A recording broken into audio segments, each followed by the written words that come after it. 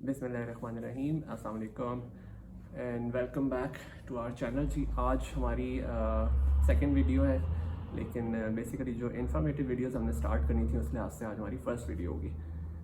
लेकिन first of all मैं I would like to से थैंक्स, जो कल हमारा ओपनिंग डे था और व्हाट्सएप पे भी यूट्यूब पे भी जो एक वार्म वेलकम था, इट वाज रियली ब्यूटीफुल और बहुत खुशी हुई देख के सबको। और मेरी उम्मीद से ज़्यादा वेलकमिंग एक डे था कल का, और व्हाट्सएप पे भी बहुत प्यारे मैसेजेस, बहुत सारा प्यार मिला, जिसके लिए मैं थैंक यू बोलना चाहता हूँ सबको। बहुत शुक्रिया इस सारी हौसला अफजाई के लिए भी और इस सारे प्यार के लिए भी, जो कि बड़े दिल से था। तो thank you very much for yesterday and last night. तो नाउ वी स्टार्ट कि आज हम पहला टॉपिक जो मैं डिस्कस करना चाह रहा हूँ, मैं चाह रहा हूँ हम बिल्कुल टॉप से शुरू करें। जैसे न्यू बॉर्न बेबीज़ आते हैं तो, और उसके लिए हमने आज अपने पास एक डमी भी रखी हुई है, छोटा सा बेबी भी रखा हुआ है, डमी बेबी। तो जब न्यू बॉर्न बेबीज़ आते हैं तो एक बड़ा कॉमन सा कंसर्न ये होता है, जो मोस्टली जो नॉर्मल डिलीवरी से होते हैं, ऑपरेशन से जो नहीं पैदा होते, जो नॉर्मल डिलीवर होते हैं, तो उनके अक्सर यहाँ सामने सर पे एक स्वेलिंग सी आ जाती है, सूजन आती है। तो कभी कभार वो सूजन पूरे सर के पीछे होती है यहाँ पे, और कभी कभार वो सूजन जो है वो सिर्फ एक तरफ आती है, एक साइड पे सर पे, क्या कभी इस तरफ, कभी इस तरफ, कभी यहाँ पीछे सारे सर के ऊपर।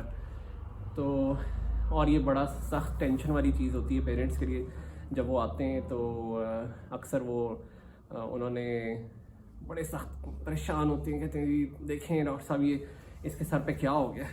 तो उनके लिए सबसे पहली बात आज हम वो डिस्कस करते हैं कि पहली बात तो ये कि टेंशन नहीं लेनी इस चीज़ की।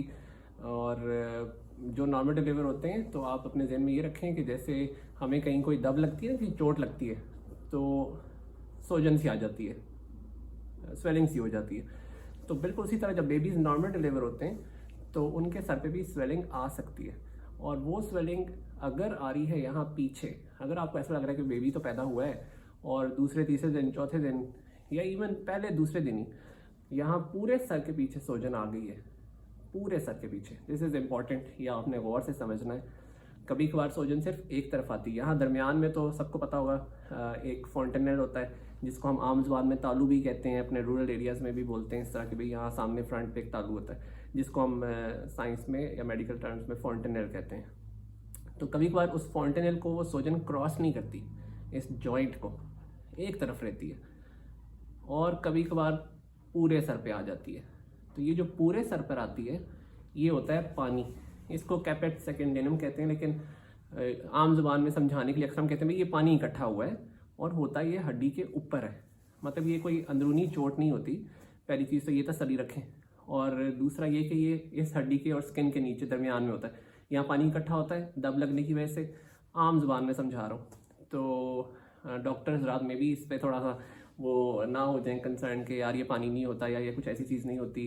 तो मैं आम पब्लिक को समझा रहा हूँ एक लेमन लैंग्वेज में कि इसको हम बोलेंगे इसी तरह कि भाई ये थोड़ा पानी इकट्ठा हुआ है, और अगर ये पूरे सर पे है तो पानी है, और अगर ये एक तरफ आ गई है सूजन कि इसने ये बीच में जो जो फॉन्टेनेल होता है, तालू होता है, इसको क्रॉस नहीं किया, एक तरफ है, तो इसको कहते हैं सेफेल हीमाटोमा, कि वो खून इकट्ठा होता है। लेकिन अगेन इस चीज़ पे तसल्ली रखें कि भाई ये जो खून इकट्ठा हुआ है ये कोई सर के अंदर नहीं है, ये कोई फ्रैक्चर नहीं है, ये ऊपर ऊपर है मोस्टली।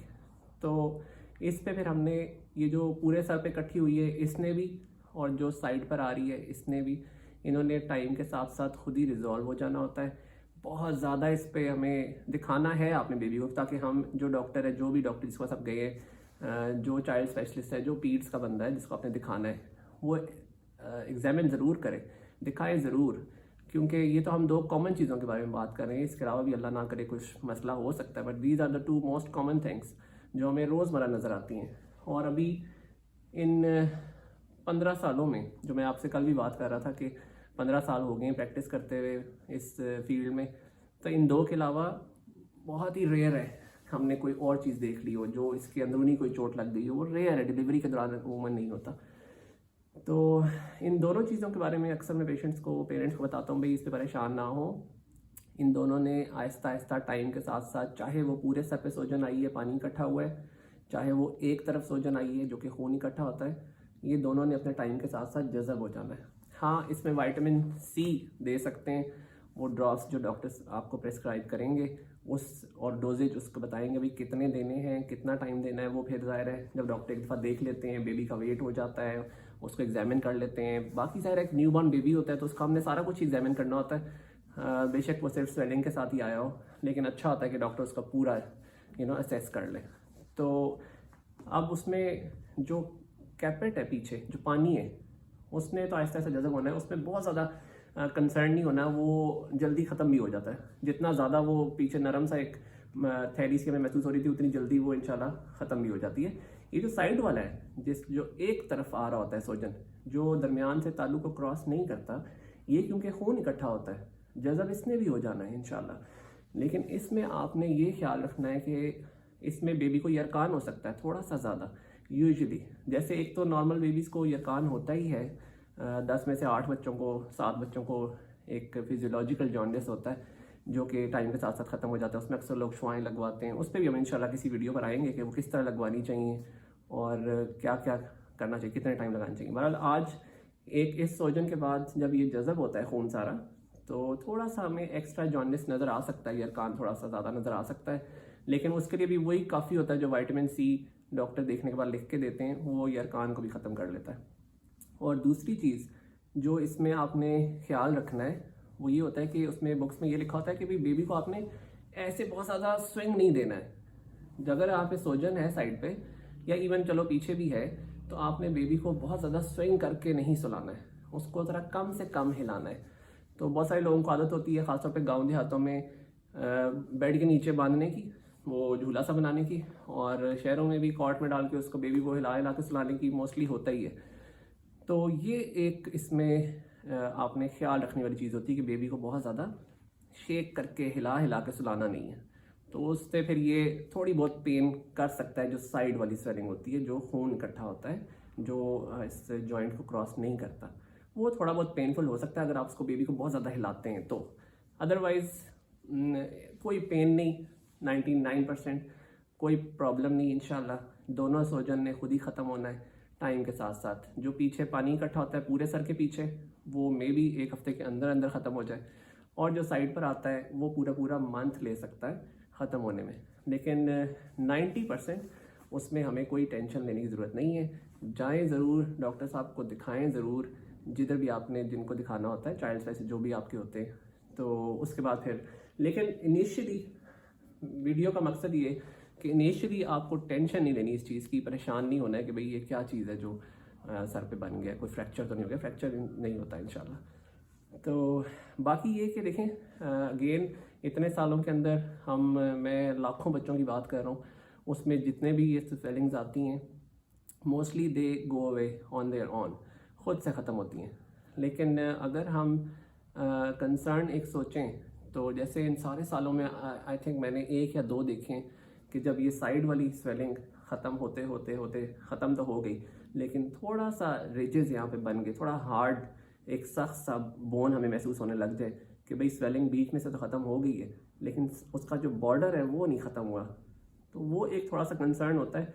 उसमें फिर आप न्यूरो सर्जन को एक कंसल्टेशन कर सकते हैं कि हम दिमाग के सर्जन को भी एक दफ़ा दिखा दें कि भाई इसके लिए हमें मज़ीद क्या करना है, वेट करना है, या इसके कोई हमने इस पर आपने इसमें कोई इस पर सेकंड ओपिनियन ले लेना चाहिए या नहीं करना चाहिए। तो वो अगर रिजेस बनती हैं तो फिर एक ओपिनियन होना चाहिए न्यूरो सर्जन के साथ भी। तो मेरा हमेशा मशवरा ये होता है कि इनिशियली हम इन सर्जन्स के ऊपर कोई परेशान ना हो, बैक ऑफ द हेड पूरा सर सूज जाए तो ये हफ्ते के अंदर अंदर ख़त्म हो जाएगा। एक साइड पर आया है तो महीना भी लग सकता है, लेकिन उसमें आपने शेक नहीं करना है, और यरकान थोड़ा सा अपने जेहन में रखना है कि वो हो सकता है थोड़ा सा ज़्यादा हो सकता है, जब जैसे से वो ब्लड जज़ब होता है।